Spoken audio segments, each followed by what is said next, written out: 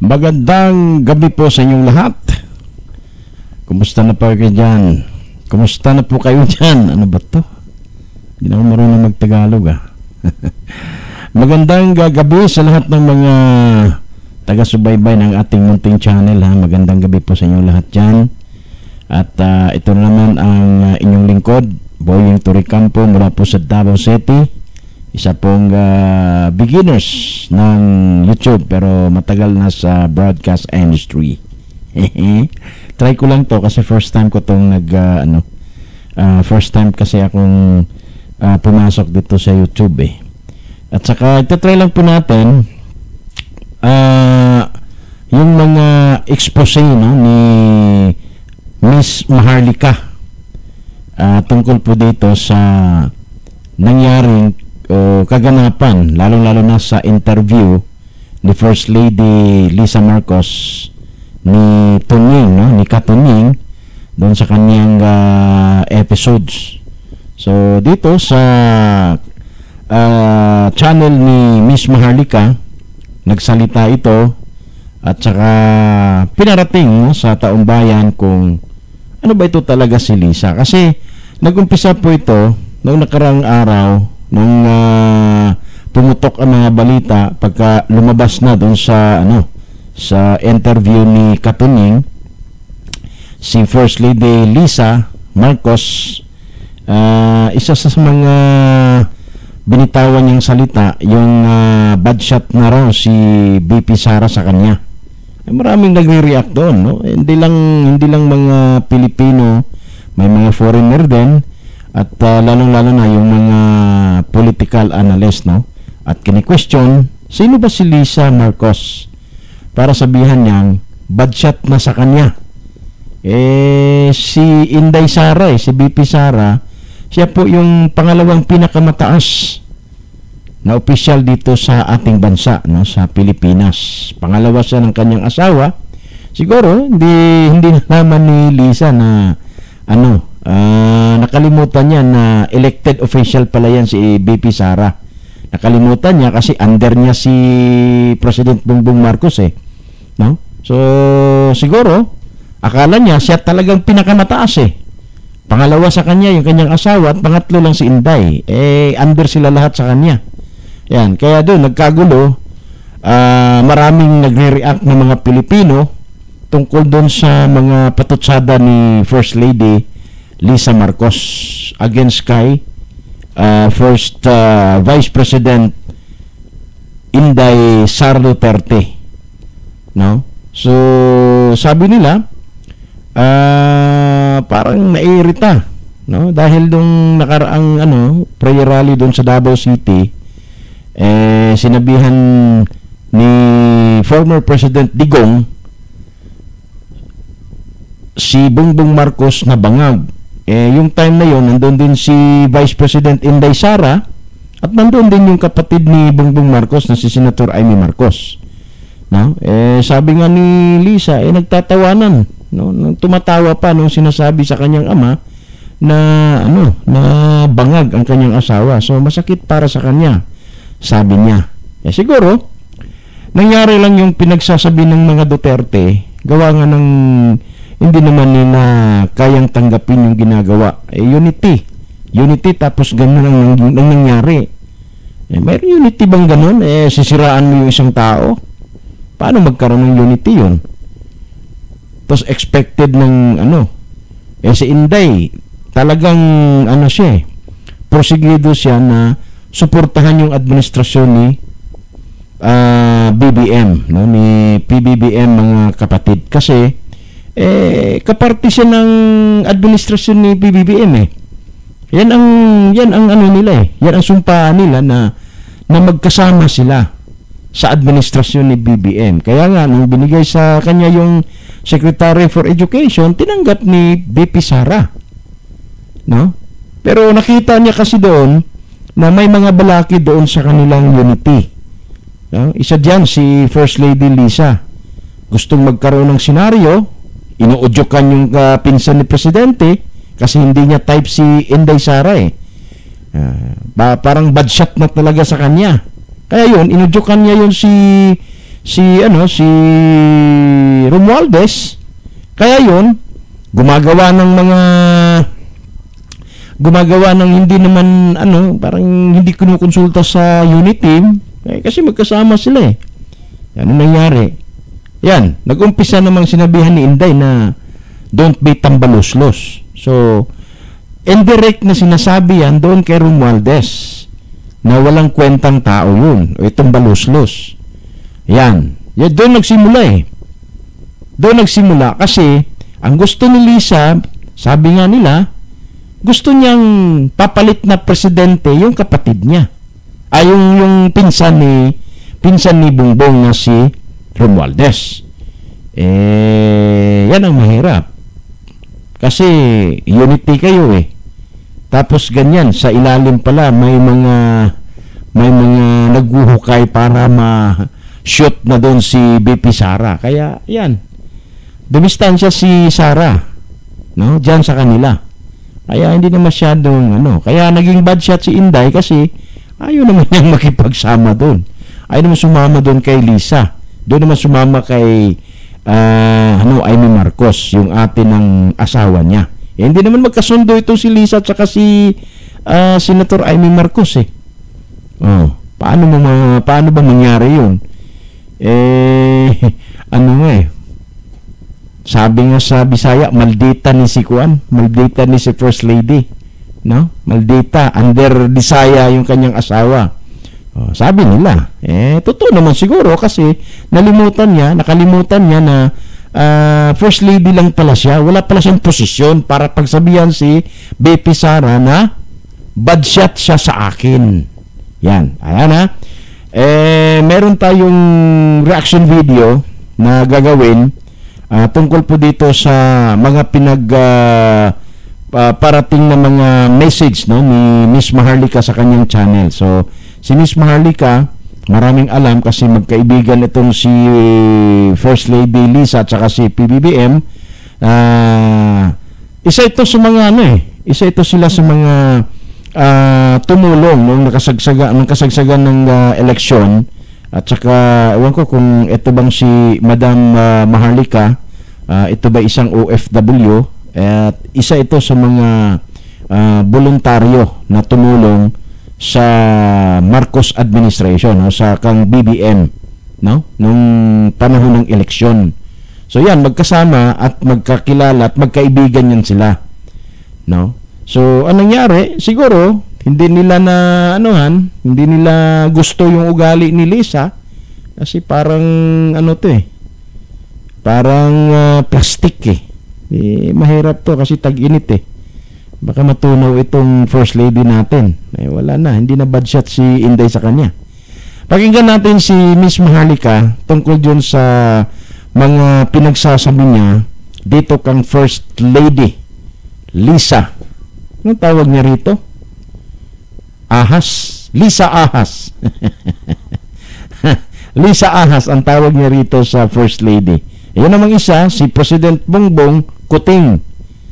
Kasi kuting-ting siguro. Laging nakukuting-ting sa kanyang asawa. Pag nagagalit ito, bugbog sarado yung presidente, bero mo. Bubugbugin lang yung binoto mong presidente sa hindi man lang elected na tao. Wala naman problema, mag-away kayo dyan, pero wag naman yung babastusin mo yung presidente. Sa kakabastos mo dyan sa asawa mo, babastusin mo na rin yung vice president niya. Hindi pwede yun kasi elected official yun eh. Ikaw, hindi ka naman elected eh. Hindi ka naman tinalaga ni Bongbong Marcos para magiging anong tawag nito? Para magiging spokesman or taga-depensa. Diba? Ayan, pakinggan natin si Miss Maharlika dito po sa kanyang channel. Okay. Nasaan na yun? Okay. So, di ba pinakita ko to kagabi sa inyo na dito kami nagkita ni Liza Tanas. Dito pala yung picture niya, Liza Tanas. Hitad. Okay. Ito. Di ba yan yung pinakita ko kagabi sa inyo? Yan. Okay? November 25, 2017. Alright. Then, Ito yung pumunta ako sa bahay nila na may picture kami ni Kuting. Wala kami picture ni Lisa pero may picture kami ni Kuting. Si Kuting yan o si Ito yung PBBM? sa bahay ni Kuting. Yan o, ang bahay nila sa Lawag ay katabi ng dagat. Okay? Ayan. Okay, Paway, Suba, ayan kami ni Kuting. Yan yung bahay nila Lisa. Yung likod na yan, doon sa area na may beach. Okay. Bakit ko kinukwento yan? Kasi nung time na yon, in-interview ko si Marcos Jr. Diyan may video kami niyan. Sabi ko kay Lisa Tanas, sabi ko sa kanya, nagkakilala na kami, kinuha niyo yung number ko, parang kasi ano siya friendly. In fairness sa kanya, friendly kasi user-friendly siya. Meron siyang kailangan sa akin. Kaya kailangan niya magbait-baitan. So, user-friendly, sabi ko, madam, mag-interview tayo, chika-chika, ganun-ganon. Ay, naku, sabi niya, Maharlika, si Bong na lang, dun. Sabi niya, siya na lang interviewin mo. Di ba naikwento ko yan sa mga vlog ko nakaraan, naka-duster siya. Nung hindi pa niya ako nabubudol, naaaliw ako sa kanya. Sabi ko, napakasimple naman ito ni Lisa, ganyan-ganyan. So, akala ko, simple lang. Yung pala, simpleng mambubudol. Alright? Okay, so kaya totoo ang sinasabi ni Taberna na mahirap talaga, I mean, na mahirap yung interview si Lisa Tanas. So dito, bubudyakin natin siya. So yung portrayal nila kahapon, o isang araw, na kunyari, basang sisiw o basahan, galing sa basakan, sa dugyutan, si Lisa, yun po ay inutos ng kanyang foreign advisor. Pinilit para i-save ang as o ang maliit na itlog ni Kuting na kasing itlog kasi laki ng botike. Papaano pinilit ayon sa ating puting as sa loob na Lisa, you have to do this to save to save Kuting from all the controversies ng sa pulburon. Kasi masyado na raw apektado at ang mga tao ay sama-sama na at sumisigaw na ng ipulburon si Marcos Jr. Ipulburon test.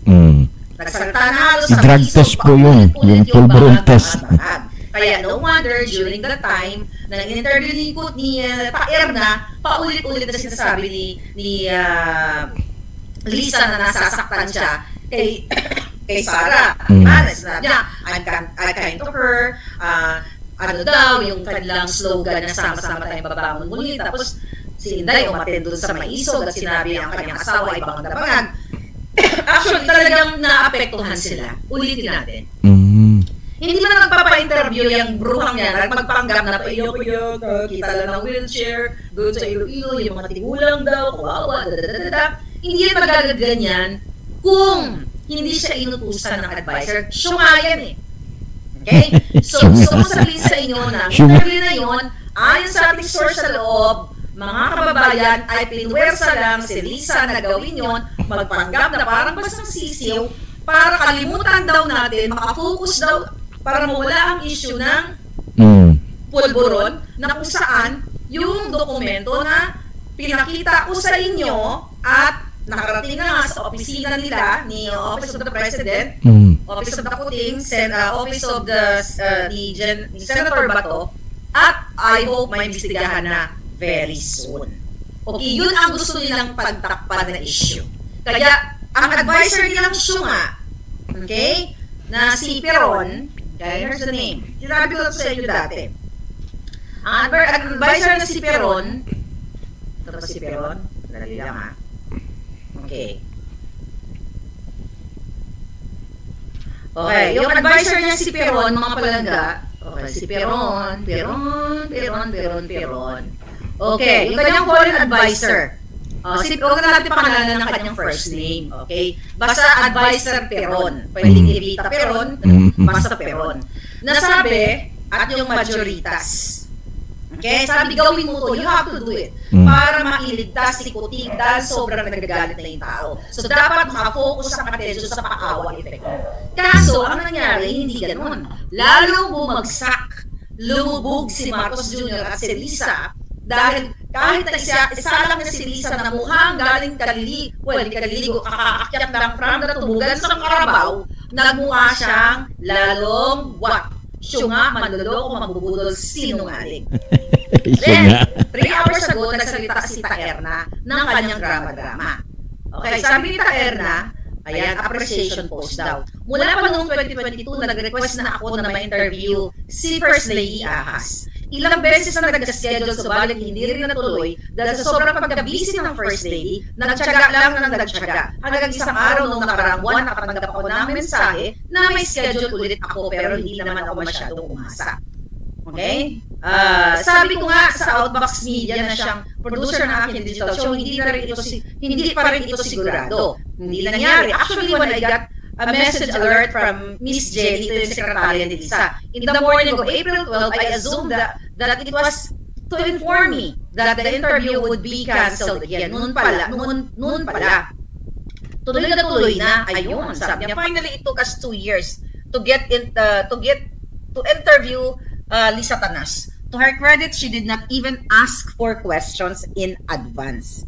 So, ang portrayal ni Taberna, na kunyari wala silang communication, na parang dumadaan siya sa proper what do you call it, process na dadaan sa sekretarya ni Lisa. Yun yung pagpapanggap nila na walang bahid, walang sabwatan, walang conspiracy. Diba? So kaya ito binabasa ko. Ang good thing, bago tayo nag-vlog, nakita ko to yung kanyang post. Okay, sabi ni Erna, okay, to her credit, she didn't even ask for questions in advance. Kaya medyo malakas ang loob ko na magtanong lang, sabi niya. I wouldn't mind if she wouldn't answer everything, but to my surprise, she practically responded to most, if not all questions I asked. And the rest is history. Salamat muli kay First Lady Ahas for comfortable talking to me. Yun naman ang aming style. We always hope to ask even the most difficult questions pero actually di yan na itanong ang tungkol sa kidnapping issue ni Lisa. Okay? We all know, mamaya malaman ninyo sa audio. Kayo na sumagot. Hindi ko na kailangan kayong mag-exert pa ako ng effort. Kayo na sumagot. Pero basahin na muna natin. Sabi niya, yun naman ang aming style. We always hope to ask even the most difficult questions without badgering and antagonizing our guests. Hindi naman lahat ay matutuwa sa inyong sagot at mga sinasabi. Madam First Lady, ngunit marami ang positibo naman ng komento. Ganun talaga, even I get a big share of bashings and I don't mind them as I consider it part of occupational hazard. Salamat sa tune-in, team leader, chuchuchuchu, eklabush. Okay, wag natin tapusin. Naalala ninyo, nung sinira ni Taning Pinoy, ni Taberna, si Attorney Vic Rodriguez, na kesyo hindi daw doon, nag-gate crash daw, hindi imbitado sa party, nung birthday ni Kuting, nung September. Tapos di ba, noong tinanggal si Attorney Vic, umalis as executive secretary ni Kuting. Di ba, si Tuning ang unang naglabas at saka si Taning Pinoy. Si Taerna at saka si Taning Pinoy, pareho talagang mga budol.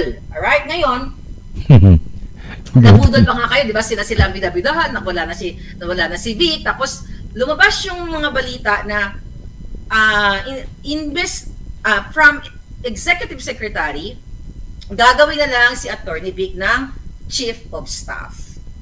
Okay? So, binabalik ako yung kwento yun kasi konektado dito sa audio. Alright?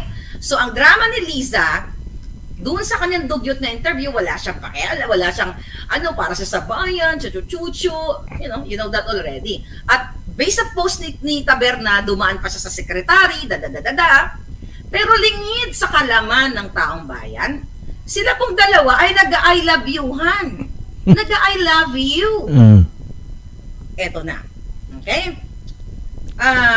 Actually, bitin-bitin ko muna kayo. Kasi ang daming information talaga. Okay, teka muna. Bago muna yung video na yan, ay yung audio na yan, mga kababayan, sige, I think the audio na natin. So mamaya ko na ipabasahin yung iba. Okay, here we go. Are you ready? Okay. Ayan.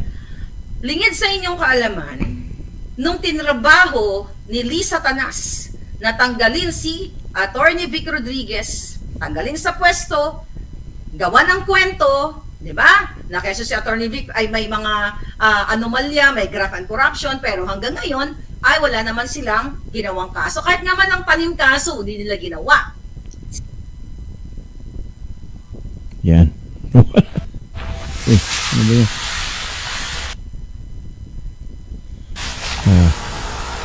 Dali lang. Yan. Pumasok yung sila na yung ads. nakapwesto, di ba? Yan ang portrayal nila. Yan ang drama nila si Attorney Vic ay ganito, ay ganyan. So ngayong araw, maririnig ninyo ang boses ng Kasi yan si Attorney Vic Rodriguez, dating executive secretary yan ni President Bongbong Marcos. Ayaw naman ni ano diyan. Ayaw ko kung anong dahilan kung ba't ayaw naman ni First Lady Lisa diyan kay Vic Rodriguez. Si Attorney Vic Rodriguez. Kaya sa bawat rally ng hakbang ng maisog, pumupunta talaga yan si Vic Rodriguez para ipahayag ang kanyang nasa saloobin at ang mga nangyayari nung siya pa'y nandyan kay PBBM, no? So patuloy natin to si Miss Maharlika. mga na boses ni Budol, ni Bangag Lisa. Here we go. Okay. Ito na. Ito na. Ito na. Ha ha ha. Okay, right. Ito. Listen to this. Lakasan natin. Latest Maritas because okay, so this is my latest Maritas. Okay, wait a minute. Out. No. Chief of staff, no, we're not. Wait. Umalis na siya i-practice stuff. He, between you and I, ang dami kasing ang dami kasing information nakukuha itong si Maharlika kasi may access eh. Hi, Katanin, how are you? Okay, so this is my latest Maritas because out. No more chief of staff, no more nothing. Umalis na siya i-practice stuff. He, between you and I, he even tried to sweet talk Bong. Kung ano ko ikwento dito, na parang kawawa naman siya, ganyan yung pamilya niya. And Bong just stood firm and said, you know, it's untenable na. I think you have to go. Mag-break ka muna itong mag-ano. And then, bahala na ako. But hindi ko sa out na siya. So that's the end of that. Another thing that's been brewing is Trixie naman, nagwawala. Paying draws, I'll send it to you, but don't say it from me. I'll kill you if you say patay ako. Okay, bye-bye, love ya. I love you. Nag-I love you kay Tony. Ulitin natin. Para, actually, transcribe ko na yan. Ulit. One more time, saka papasok lang. Hi, Katanin, how are you? Okay, so this is my latest Maritas because out. No more chief of staff, no more nothing. Umalis na siya i-practice stuff. He, between you and I, he even tried to sweet talk Bong. Kung ano ko ikwento dito, na parang kawawa naman siya, ganyan yung pamilya niya. And Bong just stood firm and said, you know, it's untenable na. I think you have to go. Mag-break ka muna itong mag-ano. Bahala na ako. But hindi ko sa out na siya. So that's the end of that. Another thing that's been brewing is Trixie naman, nagwawala. Paying draws, I'll send it to you, but don't say it from me. I'll kill you if you say patay ako. Okay, bye-bye, love ya. I love you. So ano sa tingin nyo? Okay? Ngayon mga kababayan, yung na yan, yung audio na yan, alright. Okay? Ang audio na yan po ay noong 2022. Okay, balikan natin. Diba si Taberna, ang unang bidabidahan na nag-gate ka si Attorney Vic dun sa party, tinanggal na si Attorney Vic, ganito, ganyan. So ang drama ni Taberna, okay, ang drama ng buwaka ng GNMS, ay wala silang ganong connection. Okay? Wala silang ganong connection kay Lisa kasi dumadaan sa tamang proseso. Okay, basahin natin uli. Namnamin natin. Ang sabi sa audio, hi, Katning. How are you? Okay. So this is my latest Marites. Chismosan Jutang Jinemes. Okay? Ano po ang mensahe ng audio na ito? Ang mensahe ay walang kredibilidad si Anthony Taberna dahil nag-I love you-han na sila ni Lisa. Nag-I love you-han sila kung anong ibibigay sa kanya mga impormasyon para sirain ang isang tao o sabihin ang ganitong mga eksena. Okay, sabi niya, "Hi, Katunying, how are you?" Okay, bangag-bangag pa ang boses, di ba? So this is my latest Marites. Vic is out. No more chief of staff. No more nothing. Okay? Umalis na siya. Hipagista. Sabi niya, Hipagista. Sabi niya, between you and I, sabi ni Lisa, he even tried to sweet talk Bong. Okay? Ate, kailangan natin ma-interview si Atty. Vic dito. Atty. Vic, if you're listening, I need you in my channel. Okay? Sabi niya, Hipagista. Okay? Sabi niya dito, okay. Hipagista, between you and I, he even tried to sweet talk Bong. Wag mo na ako ikwento dito. Parang, sabi niya, kawawa naman siya, ganyan-ganyan, ang pamilya niya. And Bong just stood firm and said, you know, it's untenable na. I think you have to go. Mag-break ka muna, and then, you know, basta out na siya. So that's the end of that. That's the end of it, sabi niya. Another things that's been brewing is Trixie na, si Trixie naman nagwawala paying trolls. Attorney Trixie nabanggit na naman dito. Kasi si Attorney Trixie during the time, ang Presidential Communications Secretary. Sabi niya dito, another thing that's been brewing is Trixie naman nagwawala paying trolls. Sino ba ang, mamaya pupunta tayo dito sa trolls kasi meron akong ebidensyang hawak na permado ni Mel Robles naman. Okay, continue naman natin ito. Sabi ni Lisa Satanas, I'll send it to you. Okay. Okay, mga okay. Patuloy po tayo dito, no, sa ating dito sa ating anong tawag nito? Ayan. Tungkol po dito sa ating reaction video, no? Yan, si ano na lang naiwan dito. Pero mo, tingnan mo, no? Lumabas doon sa report, kwento ni Miss Maharlika kung sino ba talaga ang nagpapasimuno ng gulo dyan sa loob ng Malacanang. Tawag nga nila ahas kasi ahas naman talaga. Kasi, ang sabi nila, ito daw ang nasa likod ng pagpapatanggal kay Attorney Vic Rodriguez bilang isang executive secretary. Siguro, ayaw umunoto sa kanya, anong tawag doon? Ayaw mag-bless, ayaw lumuhod itong si Attorney Vic Rodriguez, kaya yan, tinanggal. At saka ang mahirap dito, mayroon siyang conspiracy, mayroon siyang kasabuatan na media na sinasabi ni Maharlika si Katunying yun. Nag-I love youhan pa nga sila I love you, Katunying. Tapos, siya rin ang dahilan kung bakit nawala rin si Attorney Trixie Cruz. Yan si Attorney Trixie Cruz, ginawa rin ng press secretary yan ni Bongbong Marcos, pero ayaw niya Itong si First Lady, ito naman ang gumagawa ng paraan, no? Base sa sinasabi ni Miss Maharlika doon sa kanyang kwento, sa kanyang channel, na isa rin to sa dahilan kung bakit nawala si Attorney Trixie Cruz. Yan, si Attorney Trixie Cruz, pag may rally, yung hakbang ng maisog, pumupunta talaga yan. Pumupunta nga doon sa ano yan sa Tagum Prayer Rally, no?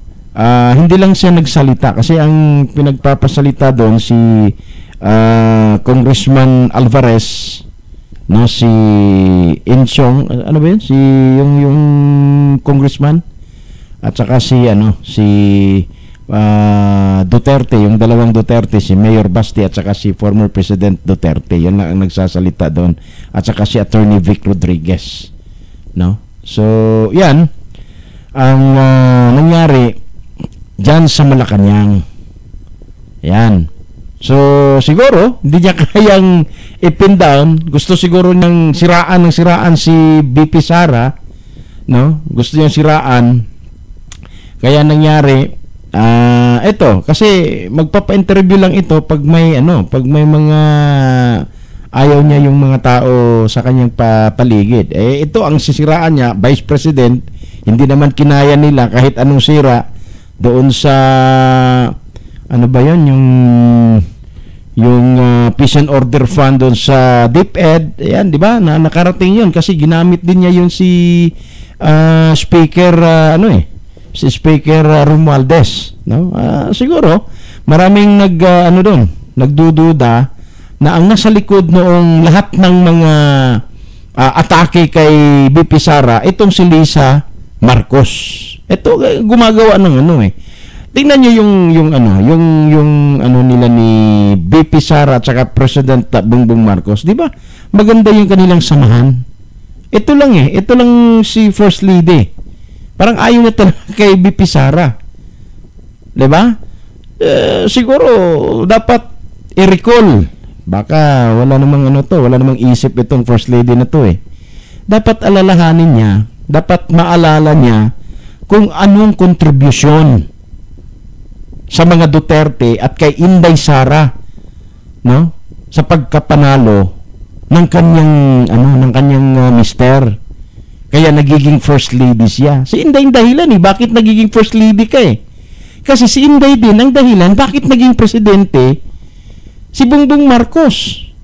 Nangyari na yan noon nung nagbanggaan sila ng Vice President noong nakaraang pang eleksyon. Si BP Sara at si Bongbong Marcos nagbanggaan ng Vice President. Natalo yan si Bongbong eh. Nanalo si Leni Robredo.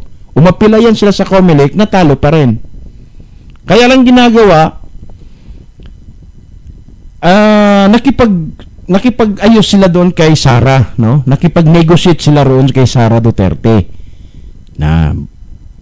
Kasi yung panahon na yun, si Sara yung pinakamalakas na na kandidato para magiging presidente next ng kanyang ama.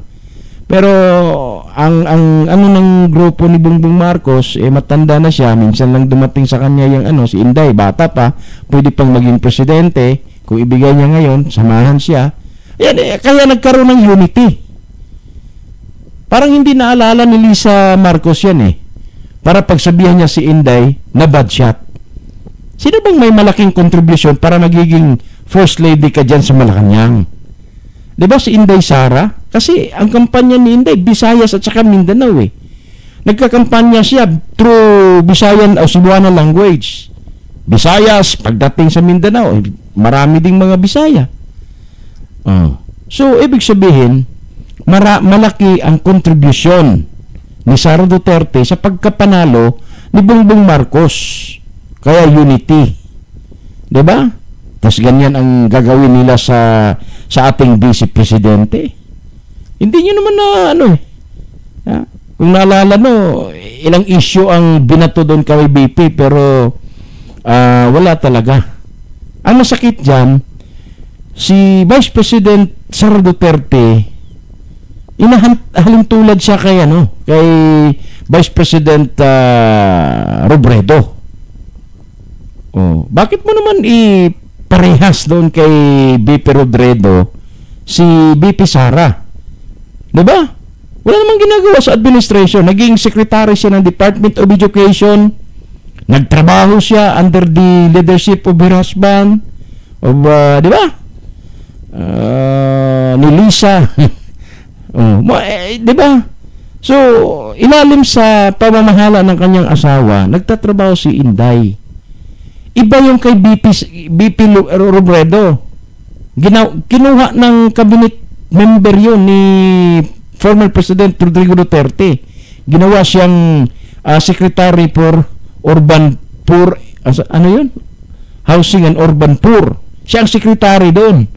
Nung pumunta siya sa Estados Unidos, sa European Union ba yun? No? Nagsalita siya doon against kay President Rodrigo Duterte. Sinabihan niya doon sa European Union na mas murderer si Duterte. Sino bang hindi magalit nun? Iba yan sa nangyari kay Inday. Si Inday hindi nagsasalita. Ang nagsalita na yung kanyang ama. No? Hindi naman pwedeng pagsabihan si Duterte, yung si former President ni Inday. Hindi naman niya hawak yung salita ni former president. Siyempre, nakita niya yung si BP Sara na pumunta doon sa prayer rally, pero yun lang, hindi na sumunod nung prayer rally sa Cebu, hindi na pumunta si Inday. Yung prayer rally sa Tagum, hindi na rin pumunta si Inday, no? Para sa kanya, for delikadisa. Ano bang mali ni Inday na sinabi ni Digong yung bangag yung kanyang asawa? Diba? May mga leak naman talaga, may mga reports naman talaga na bangag. Nagkakaroon ng recourse dun sa PDEA. Tas ngayon si Inday ang anong gagawin nun? The next move, kasi si Taberna lang kanyang kakampi. Kasi I love you Diba?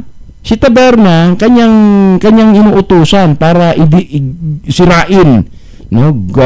Gibain. Ano ba tawag doon? Yung mga hindi gusto ni Lisa ng mga tao diyan nasa sa circle ng Malacanang. Ayan siya. Sino ba namang hindi magkagulo? Yung presidente, walang alam. Nagmaniobra sa dyan through media, kay Katunying. Gumagawa sila ng mga script na mga move, no? Pero mo naman, ilang taon kami naghintay, pero yung yung interview na yon bago lang, no, nakaraang araw lang yon. Pero yung sinabi ni Maharlika na I love you, 2022 pa yon. Yun ang communication nila nung tinatrabaho nila para mawala si Attorney Vic Rodriguez, dating executive secretary ni Bongbong Marcos yun. So yan po mga kapatid, sana po nag-enjoy kayo sa ating no? Sa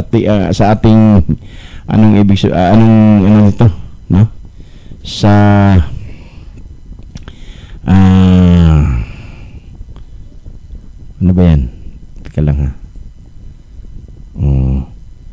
Sana po nag-enjoy kayo sa ating ano ba tawag nito? Reaction video, no, na ginagawa natin dito sa ating munting channel. We hope kung sorry po ha, kasi hindi kasi masyadong yung pagiging Tagalog. Sorry po sa mga Tagalog dyan, baka hindi nyo naintindihan yung salita ko, kaya sorry, no? Sa mga Bisaya naman dyan, pasensya kayo, bakit kami nagtatagalog para maintindihan naman yan sa taga Luzon at saka taga Manila. Marami namang taga Manila na mga Bisaya din nagmamigrate na sila doon, no? So yan po, pasensya na po kayo kasi pangalawang pangalawang attempt ko na to dito sa YouTube channel ko, sa ating munting channel, at ginagawa ko yung gumagawa tayo ng channel.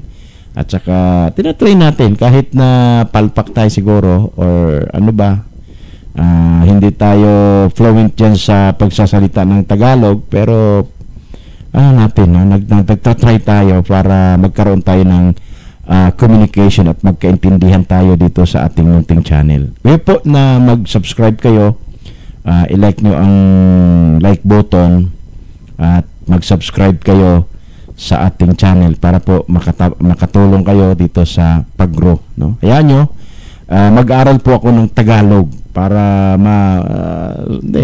pagdating ng mga araw baka magiging fluent na ako magsalita ng Tagalog, kasi ngayon kasi yung mga namin yung broadcasting ko, kasi nasa broadcast ako, Bisaya kasi yung mga dialect ginagamit namin, bihira lang yung Tagalog, no? Hindi kami marunong magtagalog kasi, kaya ngayon i-try namin na magkaintindihan tayo dito.